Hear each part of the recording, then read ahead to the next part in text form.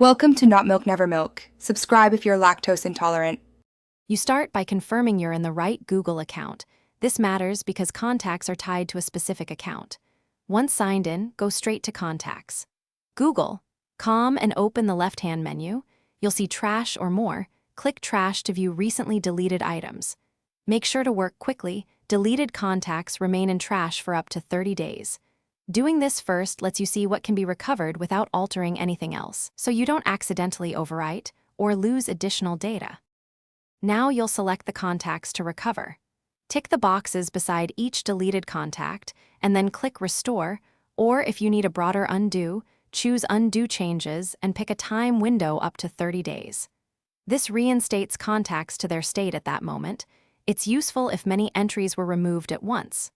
Once done, Google applies the changes immediately to your account, so make sure you review the list and note any duplicates or merged entries that may need cleanup afterward.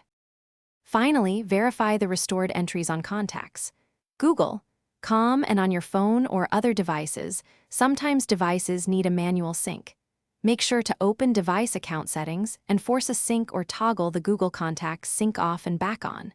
If entries still don't show up, check other Google accounts you use because they might have been stored elsewhere. One key troubleshooting tip: if trash is empty after 30 days, try checking account activity or another linked account. Recovery.